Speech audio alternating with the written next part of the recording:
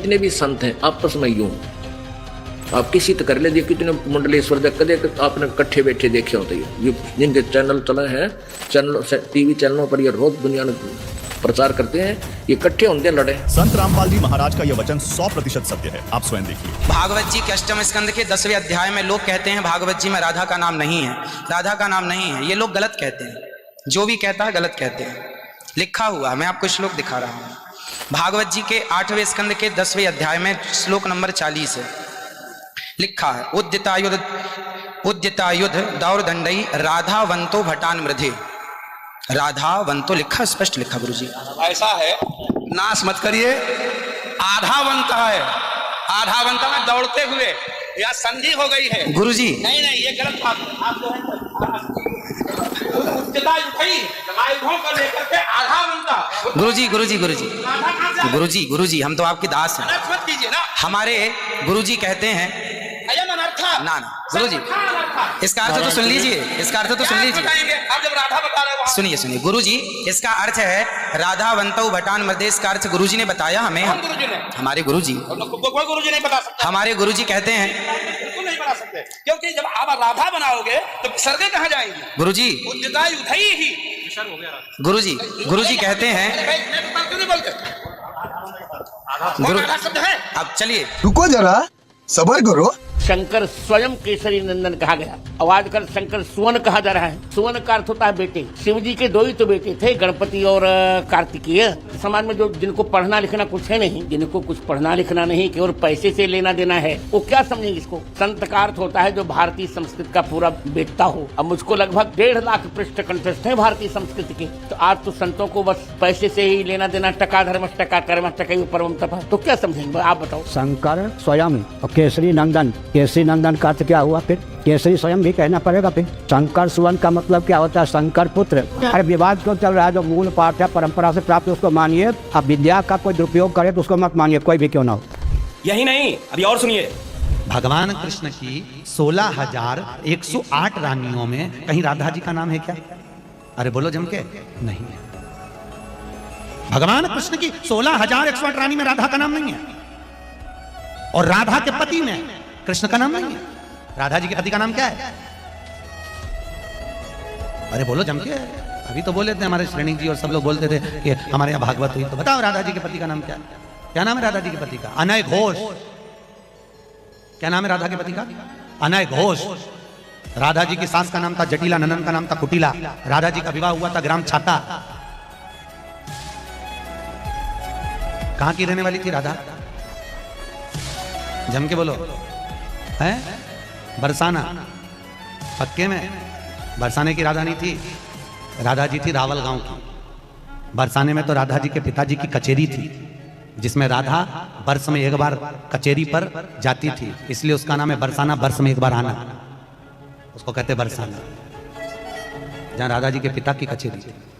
कल हमको एक क्लिप दिखाई गई किसी भागवत प्रवक्ता की, वो लाडली जी के विषय में बोल रहा है कि राधा ऐसा राधा ऐसा। 4 श्लोक पढ़ लिए, भागवत प्रवक्ता बन गए। कभी बैठे हो संतों के चरणों में? कभी किसी महापुरुष की चरण रज का सेवन करके बात करते तो तुम्हारी अशब्द वार्ता ऐसी वाणी से नहीं निकलती। चर्चा की जाती है प्रभु की, प्रभु में अनुराग प्रकट करने के लिए, स्वयं में, और जो सुने उसको भगवान में श्रद्धा हो जाए, प्रियाजू में श्रद्धा हो जाए। जो हमारी लाडली जी के विषय में एक भी बात नहीं जानता, और लाडली जी के विषय में बोलने का अधिकार क्या जानता है लाडली जी? कि जब आप लोग ही भ्रमित हैं तो आप लोग हमें कैसे रास्ता दिखा सकते हैं? कोई कह रहा है, एक सेकंड, कोई कह रहा है राधा जी की शादी हुई है, और कोई कह रहा है राधा जी की शादी नहीं हुई है। कोई कह रहा है किसी के साथ हुई है, कोई कह रहा है मामा के साथ हो गई। तो भाई हाँ बिल्कुल पढ़ते हैं। तो एक नहीं, मुझे एक बात बताइए, आप लोगों के सबके शास्त्र अलग अलग हैं क्या? क्या चीज? आप लोगों के सबके शास्त्र अलग अलग हैं, जो अलग अलग बातें कर रहे हैं। शास्त्र एक है। हाँ? शास्त्र एक है। हाँ? शास्त्र का अर्थ भी एक है। हाँ बिल्कुल। लेकिन उस शास्त्र के अर्थ को समझने के लिए बुद्धि दिव्य चाहिए। दिव्य बुद्धि आती है भगवान के भजन से। तो नहीं, आप लोग भ्रमित कर रहे हैं हम लोगों को। आप भ्रमित कोई भाई, नहीं। आप लोग आप इतने लोग हैं, कोई कुछ बता रहा, कोई कुछ बता रहा, कोई कुछ बता रहा, और कोई कुछ बोल रहा है। किसी के कहने से आप मत मानिए। गोपाल सहस्त्र नाम कह रहा है राधापति उदार धी ही। आप वो मान लीजिए, राधा कृष्ण की नहीं संपूर्ण ब्रह्मांड में ऐसा कौन है जो अच्छा ये बताइए, राधा को आपने कहा कि कुछ समझ में नहीं आ रहा, आपने कहा आपको लग रहा है कि सब भ्रमित है। जरा माइक दूसरे को दीजिए, जरा उनको बताते हैं शास्त्रार्थ में कुछ समझ में आया अभी तक किसी को? माइक दीजिए। बिल्कुल नहीं आया। एक सेकंड सर, एक सेकंड। वो अलग बता रहे, वो अलग बता रहे, वो कुछ और बता रहे। इन पाखंडी कथावाचकों और संतों ने सनातन धर्म का बेड़ा गर्क कर दिया है। इनके ज्ञान से सदियों से समाज भ्रमित है, लेकिन जनता अब इनसे सवाल करने लगी और इनके दंत कथाओं पर विवेचन करने लगी। देखिए एक और महत्वपूर्ण वीडियो। मेरी एज इतनी नहीं है कि मैंने पूरा इतिहास पढ़ लिया हो, लेकिन अगर आप करेंगे तर्क तथ्य और प्रमाण की बात, तो इतना जरूर है कि महाभारत ग्रंथ जो आरंभिक काल का, जिसको जय संहिता कहा जाता है, उसमें कहीं पर भी राधा रानी तो छोड़ दीजिए, तो दो चीजें आपने जोड़ दी हैं, राधा का भी वर्ड यूज नहीं हुआ है। उसके बाद में महाभारत जैसे जैसे बढ़ता चला गया है, वहां पर भी कहीं जिक्र नहीं हुआ है। उसके बाद में कुछ पुराण थी जिनमें कि इन सब चीजों को लाया गया है, और लाने का सीधा सा रीजन है, मनुष्य का जो जीवन है ना, वो कहते हैं कि वो एक डार्विन की थ्योरी है कि हम बंदर से इंसान बने हैं, लेकिन अगर आप सतयुग से लेकर कलयुग तक का काल देखोगे तो हम देवता से यहाँ तक अधोगति में आए हैं। हमारा ऊर्ध्वगमन नहीं हुआ है, हम अधोगति को प्राप्त हुए हैं। हम रसातल में डूब चुके हैं। शुरुआत में जब वेद दर्शन पढ़ते थे लोग, तो वो बहुत, मतलब अगर आप वेद पढ़ोगे तो अगर देखा जाए तो एंटरटेनमेंट की दृष्टि से उनमें कुछ नहीं है, वो बहुत नीरस लगेंगे आपको। अब उसमें डूज एंड डोंट्स हैं, कहीं एंटरटेनमेंट नहीं है। जब उनको लोगों ने पढ़ना छोड़ दिया तो ऋषियों ने कहा कि ये धर्म से थोड़े विरत हो रहे हैं लोग, तो थोड़ा हमको थोड़ा सॉफ्ट करना पड़ेगा, दर्शन आए। फिर उनमें क्या हुआ, 1 to 1 बात हुई, पक्ष और पूर्व पक्ष, जहां दो लोगों की बात हो रही है। वेद में क्या था, 1 साइड है बस, डूज एंड डोंट्स ईश्वर बता रहे हैं। उसमें भी फिर लोगों का फिर पतन होना शुरू हुआ, तो उपनिषद आई जिसमें कथानक हुए। और उसके बाद में फिर क्या हुआ कि अन्य बहुत सारी कहानियां हुई, जैसे कि आप वेद में कहीं किसी का इतिहास नहीं होगा, वेद में आप किसी राजा महाराजा की बात नहीं, क्योंकि वेद सर्वोपरि हैं, सबसे पहले हैं। जब मनुष्य भी नहीं था, जो मनुष्य भी नहीं था, तो उसमें किसी मनुष्य की कहानी क्यों आएगी? तो अब ये होता चला गया, हमने और एंटरटेनमेंट लोगों को जुड़ा कर रखना है। अब राधा रानी के विषय में जो बात करने की बात आई, तो ये उस तरीके से है कि दूसरी तीसरी क्लास का बच्चा बोलता है ब्रेन सर्जरी के बारे में बताओ। राधा रानी जी का विषय ऐसा है, एक बार आइए हमारे साथ, राधा रानी जी के दर्शन कराते हैं ना आपको, प्रोसेस में चलिए। आपने पहले रिजेक्ट कैसे कर दिया? हम सबसे ये कहते हैं एक्सेप्ट भी मत करिए, हम नहीं कहते आपसे एक्सेप्ट करिए, परंतु हम ये कहते हैं रिजेक्ट भी मत करिए। आपने सिर्फ कि किसी के कहने पर रिजेक्ट कर दिया, क्या आपने उसको एक्सपीरियंस किया है? जबकि हमारे सारे वेद उपनिषद पुराण क्या कहते हैं, एक्सपीरियंस करो। क्या करो? आप उस रास्ते पे चलो। कह रहे हैं कि मतलब राधा का जो विषय है एकदम हाईएस्ट लेवल है, और उसको करने के लिए अलग से आपको कोर्स करना पहले स्वयं को समझ। प्रभु जी, एक चीज़ मैं ज़रूर आपसे, इस सारी जो भी हमारी अभी बातें हुई उसमें एक चीज़ मैं ज़रूर कहना चाहूँगी कि ठीक है, उनको समझना है। हमने रामभद्राचार्य जी ने भी इस पर बहुत सारी बातें कही, प्रेमानंद महाराज जी ने भी बहुत सारी बातें कही। हम सभी राधा रानी को मानते हैं, ठीक है, एक तरीके से मैं तो मानती हूँ, लेकिन फिर भी ये सवाल है, क्योंकि अगर हम किसी को ज़बरदस्ती बोले कि तुम भी मानो, नहीं, वो हम नहीं कह सकते। लेकिन सामने आज की जो यूथ है वो बोल रही है कि कहीं तो लिखा होना चाहिए, कहीं तो। हाँ जी, है ना। अब हम दिखा दो भागवतम में, आप देखिए, अब पुराणों के अंदर चर्चा है, परंतु मानिए तो पहले कि वो वेद के हिस्से हैं। अगर आप मानेंगे नहीं तो फिर मैं आगे कैसे बढ़ूंगा? गौतम जी, वेद का नाम आया, आपसे जानना चाहूंगी क्या पुराण वेद का हिस्सा है? वैसे थोड़ा हम ऑफ टॉपिक जा रहे हैं, लेकिन हाँ, मैं आपसे जानना चाहूंगी, ये कह रहे हैं कि राधा रानी का जिक्र है, तो आप मानते हैं इस बात को? मैं तो ये मानता हूँ, अगर फैक्ट की बात की जाए कि पुराण वेद का हिस्सा है या नहीं, तो जहाँ तक हमने अपने गुरुकुलों में आचार्यों से पढ़ा है, तो पुराण तो वेद का हिस्सा हमको नहीं पढ़ाया गया। और यदि पुराणों का अवलोकन भी किया जाए, जैसे अंकुर जी ने और प्रभु जी ने भी बताया कि राधा शब्द का वेद में तो वर्णन नहीं है, महाभारत में भी वर्णन नहीं है। हाँ, ब्रह्म वैवर्त पुराण में राधा का वर्णन ज़रूर है, परंतु राधा का वर्णन होने के साथ साथ उसमें बहुत सारी ऐसी आपत्तिजनक, अभद्र, अमर्यादित भगवान श्री कृष्ण और राधा के संबंध में ऐसी बातें हैं जो मुझे लगता है कि स्वीकार्य नहीं है। और जितनी भी पुराणे हैं, जितनी भी अलग अलग पुराण हैं, उसमें बहुत सी ऐसी बातें हैं जो मानवीयता की दृष्टि से स्वीकार्य नहीं है। और इतना कॉन्ट्रडिक्शन है, यदि हम शिव पुराण उठा करके देखें तो उसमें शिव जी का तो महिमा मंडन है, परंतु उसमें भगवान श्री कृष्ण और विष्णु का एक दास स्वरूप दिखाया।